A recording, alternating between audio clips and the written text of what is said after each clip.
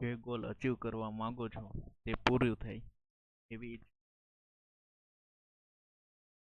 અંદર આપણે last lecture વખતે આપણું ચેપ્ટર લો ઓફ મોશન એની અંદર આપણે ન્યૂટનના નિયમો ને એ બધું શીખ્યા. એની પહેલા તમને સિલેબસ તો હવે મારા ખ્યાલ મુજબ મળી ગયો હશે આપણા ફિઝિક્સનો. સિલેબસની અંદર આપણે ઓલમોસ્ટ 6 થી 7 ચેપ્ટર છે જે આપણે ભણવાના છીએ, જેમાંથી આપણે 2 થી 3 ચેપ્ટર તો લગભગ કમ્પ્લીટ કરી ચૂક્યા છીએ. તો સૌથી પહેલું આપણે અત્યાર સુધી જોયું તો એમાં પહેલું ચેપ્ટર હતું ફિઝિકલ વર્લ્ડ, ફિઝિક્સ વિશેનું ઇન્ટ્રોડક્શન.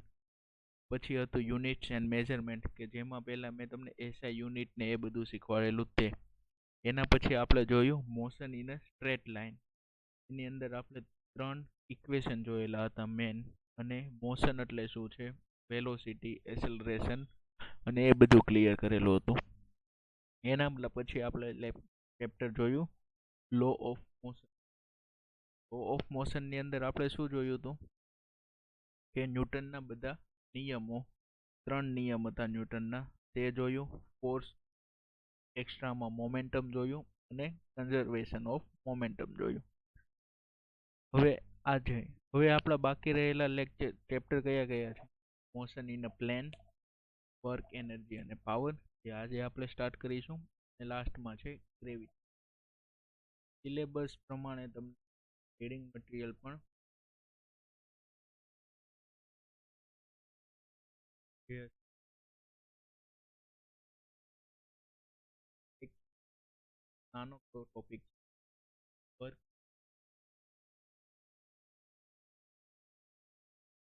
વર્ક અને પાવર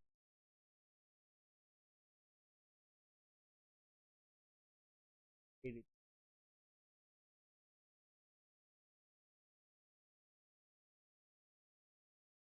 અત્યાર સુધી કઈ વસ્તુ જોઈ લીધી? સ્પીડ, સ્પીડની પહેલા પણ એનો ડિસ્ટન્સ પછી આવે સ્પીડ, સ્પીડ પછી આવેલું ડિસ્ટન્સ, વેલો વેલો એસેલરેશન, ફોર્સ, ફોર્સ પછી અહીંયા સુધી ક્લિયર છે. હવે આજે એનથી પણ વર્ક, એનર્જી, વર્ક, વર્ક એટલે કામ, આપણે કહીએ કોઈ પણ કામ, કામ કરવાની શક્તિ. પાવર, પાવર એટલે કેટલું ઝડપથી આપણે બેઝિક બેઝિક ભાષામાં આપણે એ રીતના વર્ક,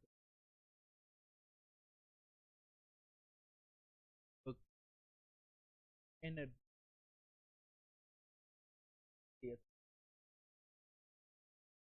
શક્તિની એનર્જી. પાવર એટલે શું? ઝડપથી આપણે તો તમે લોકો પાવર પોઝિશન, પોઝિશન અને પાવર બંને પાવર ફિઝિક્સ પાવર એટલે કેટલું ઝડપથી કામ આપી શકે. વર્ક, એનર્જી અને ત્રણ વસ્તુ એકબીજા સાથે સંકળાયેલ. એનર્જી હશે તો જ વર્ક થશે. વર્ક કરશું એનો મતલબ કોઈ પણ વર્ક હાથમાં લીધેલું છે કરશું, કોઈ પણ પાવર આવી એક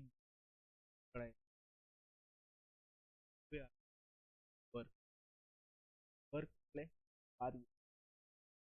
હવે વસ્તુને આપણે કોઈ પણ વસ્તુ ઉપર વર્ક થાય છે અથવા તો આપણે વર્ક કરીએ છીએ, તો એવું ક્યારે કહી શકીએ?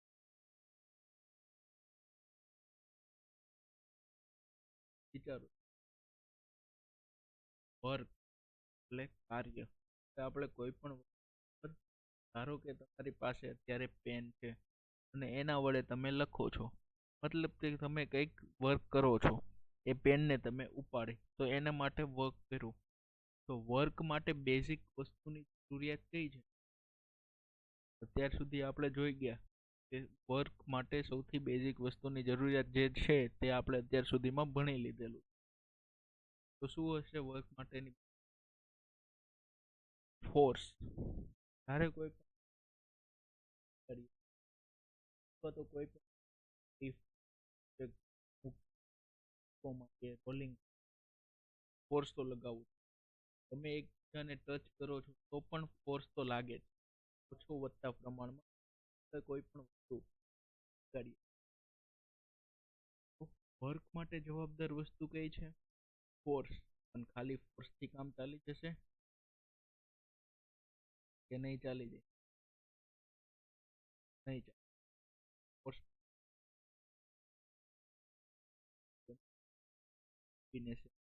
વર્ક થાય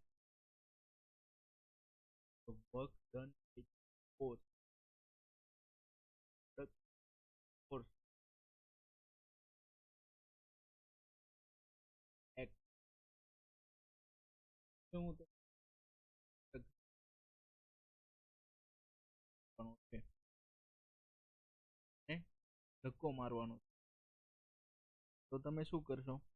પુશ કરવાની ટ્રાય કરશો. ધક્કો મીન્સ કે તમે ફોર્સ તો લગાડો, પણ વસ્તી નથી. ઠીક, તમે ફોર્સ તો લગાડો તમે, પણ કઈ ડિસ્ટન્સ ડિસ્પ્લેસમેન્ટ દિવાલ તો કે નહીં. હવે હું એક ટેબલ છે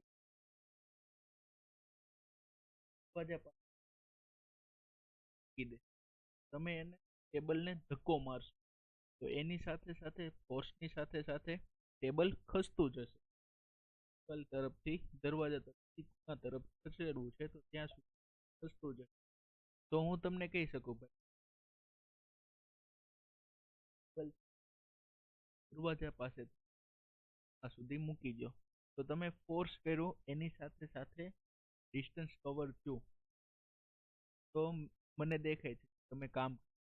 બીજું દિવાલને ધક્કો મારવાનો, તમે ફોર્સ તો અપ્લાય કરો છો પણ દિવાલ ખસતી નથી, મીન્સ કે દિવાલનું થતું નથી.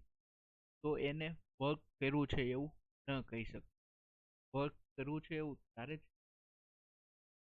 ફોર્સ આપતા પણ ફોર્સ આપતા એના સ્થાનમાં ફેરફાર થવો જોઈએ.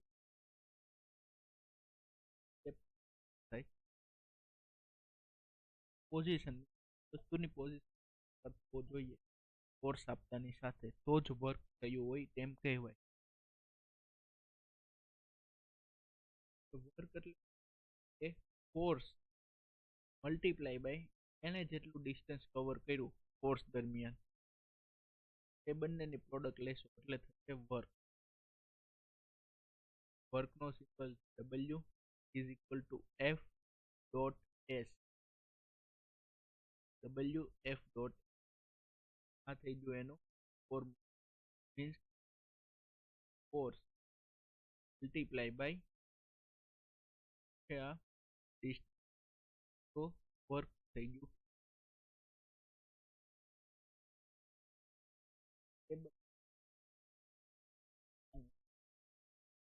હતું એ દરમિયાન તમે ધારો કે ટેબલ 3 મીટર ખસેલું અને તમે એને ફોર્સ આપેલો છે કેટલો? 5 કિલો. એ તો તમને ફોર્સ યુનિટ અલગ છે, 3 મીટર એમ કહું છું. તો આપણું વર્ક કેટલું છે?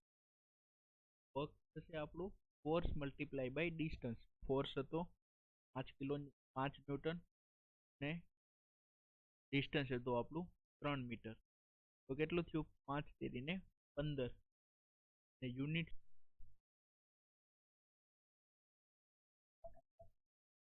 એટલે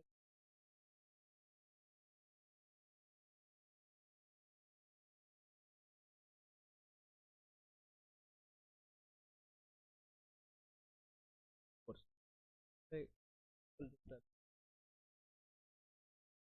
3 ન્યૂટનનું distance હોય પર કેટલું work છે એટલે 3 ન્યૂટન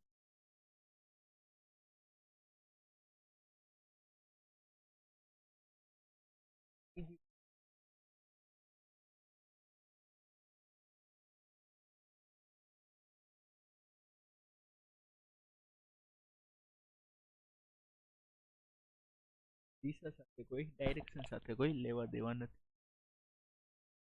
એક એને મૂલ્યની પર રૂલ.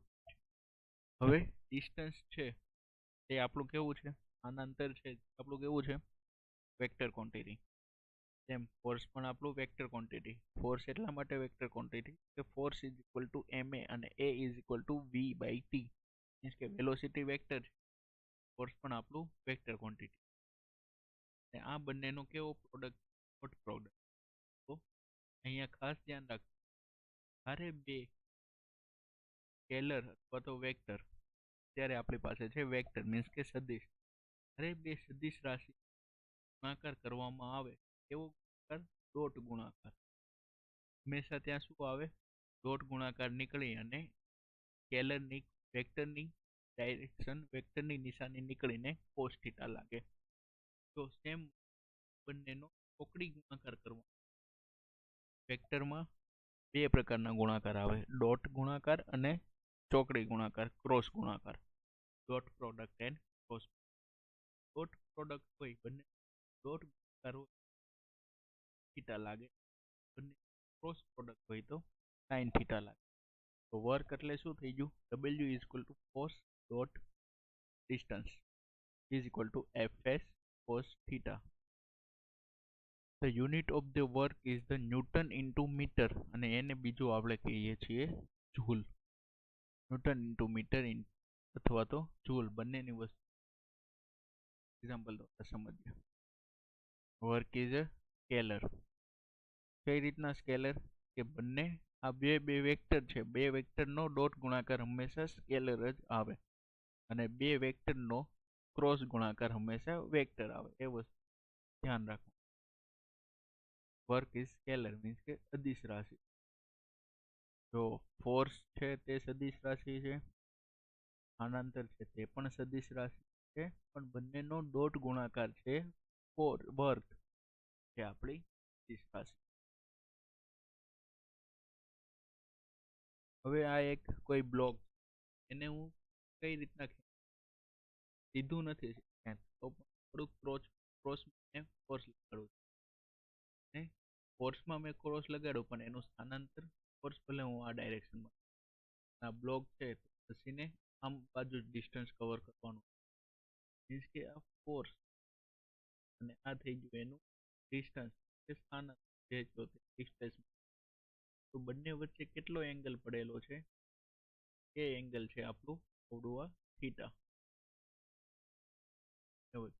એંગલ થઈ જશે થીટા. હવે જો આપણે ફોર્સ આ જ રીતના લગાડીએ અને સ્થાનાંતર પણ આમ જ થતું, બંને વચ્ચેનો એંગલ કેટલો, 0. તો cos 0 ની વેલ્યુ કેટલી થશે, 1. ડાયરેક્ટ શું થઈ જશે, W is equal two Fs.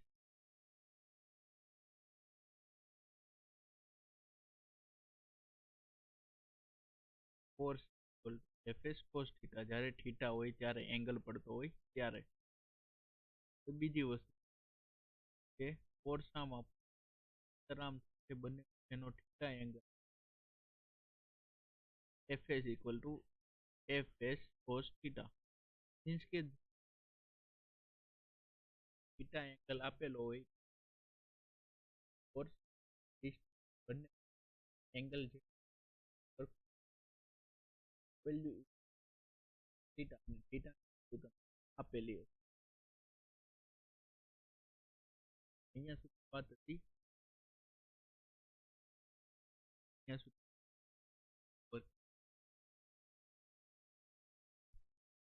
Force ને W is equal two Fs cos theta, આનો એકમ છે જૂલ, અને આ છે એક અદિશ રાશિ. હા, હું એક્ઝામ્પલ દ્વારા મેં તમને સમજાવ્યું કે બંને વચ્ચેનો એંગલ થીટા હોય તો આ થશે એફએસ cos થીટા, અને એકબીજા ઉપર જે તમે કે આનું પ્રોજેક્શન આની ઉપર પાડો અથવા તો projection અંતે કરવાનું તો શું છે, એફએસ cos થીટા અથવા તો એસએફ cos થીટા, બંનેનો જવાબ શું આવવાનો છે સમજ આવવાનું. એની આપણે વાત કરી વર્ક. આપણે એનર્જી એટલે શું, ભાષા કઈ એટલે શક્તિ.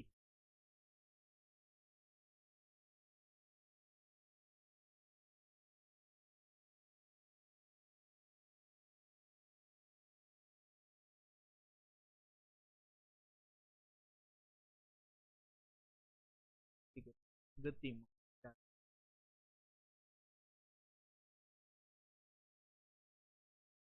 એ ભાગ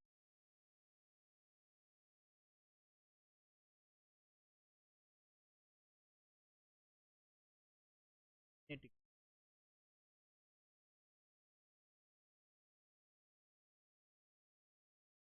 સ્થિર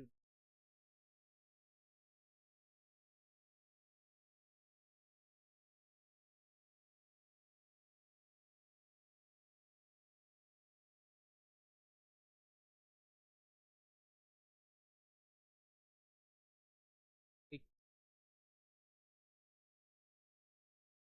છતાં પણ તમે નળ પરથી જે ઉપરથી નીચે આવે છે એનો મતલબ નથી, એ જ્યાં સ્ટોર કરેલું છે ત્યાં જો ત્યાંથી તે નીચે બાજુ એનર્જી પોઝિશન ને લીધે કરે છે. Potential kinetic wave. Kinetic જશે કે opposite. કોઈ પદાર્થ ગતિમાં હોય ત્યારે તે કાઇનેટિક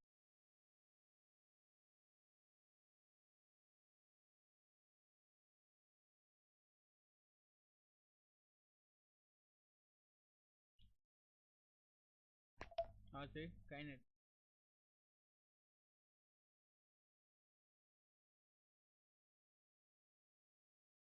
ગતિ ઉર્જા અને સ્થિતિ ઉર્જા. ગતિ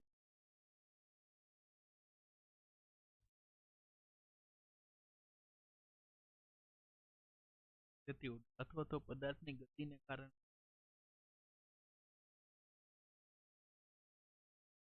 કાઇનેટિક એનર્જી થાય છે.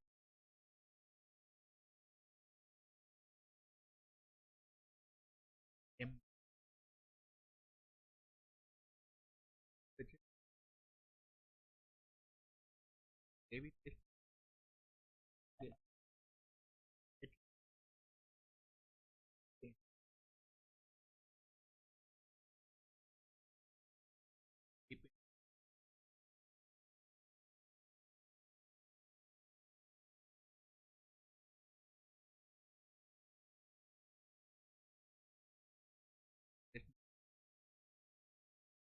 એવી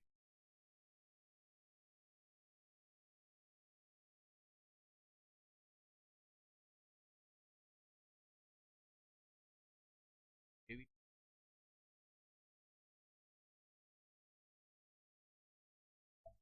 એન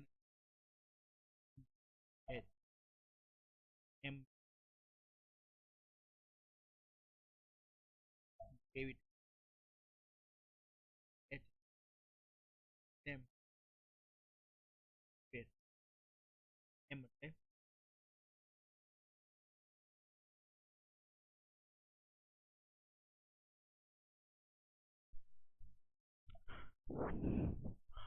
લાસ્ટમાં આપણે જોયેલું કાઇનેટિક એનર્જી.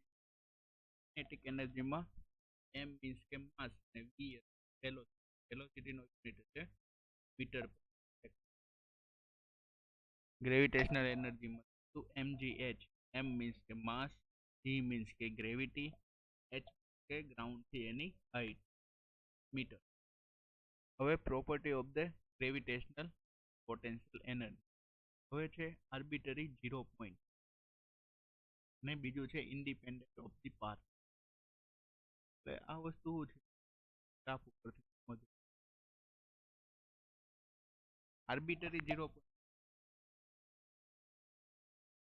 કેટલી તો કે આપણે ત્યાં એનર્જી 0 અને ઇન્ડિપેન્ડન્ટ ઓફ ધી પાથ. આ ઉપર ડિસ્ટન્સ નથી અહીંયા પ્રશ્ન છે. ફાઇનલ પોઝિશન ઇનિશિયલ પોઝિશન છે જેટલો હાઈટ ડિફરન્સ છે કે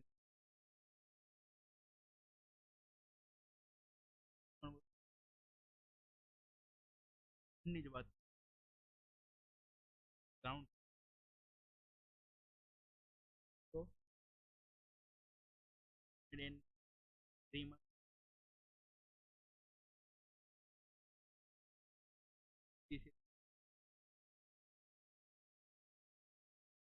final position ground ground air ઉપર ધાબા ઉપર ટોટલ હાઈટ નો ડિફરન્સ કેટલો 10 મીટર નો. એવું નથી એરિયા વધારે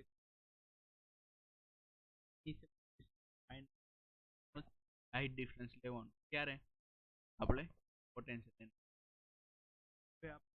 જોયેલી મોમેન્ટમ કન્ઝર્વેશન અને આ છે conservation of energy. Energy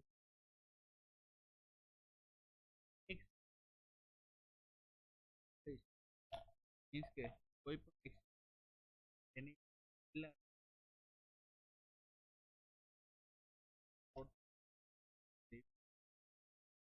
total energy means કે કાઇનેટિક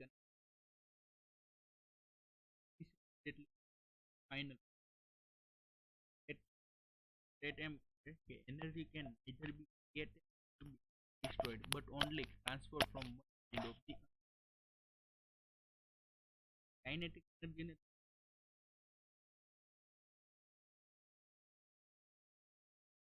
એનર્જી ઉત્પન્ન ડિસ્ટ્રોય મીન્સ વિનાશ કરી.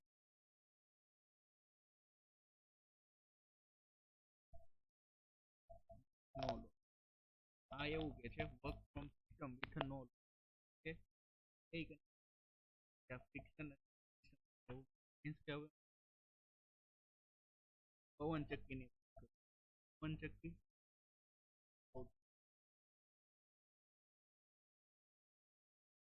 પવન છે યાંત્રિક પવન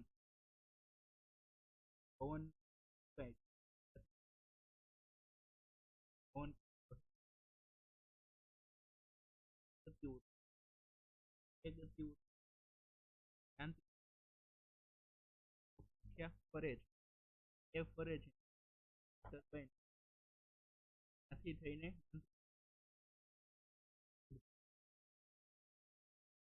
યાંત્રિક ઉર્જામાં રૂપાંતર કરીને સ્ટોર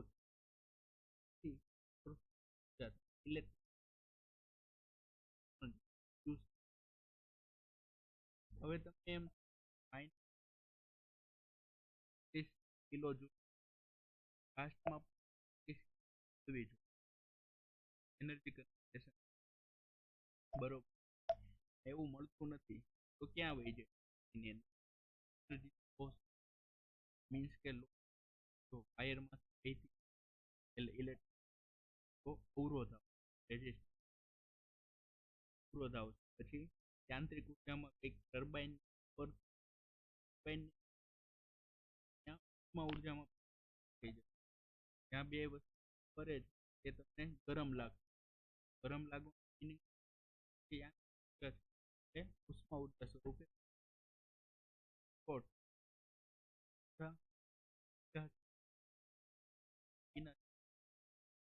સ્ટેટ બદલાય સ્વરૂપ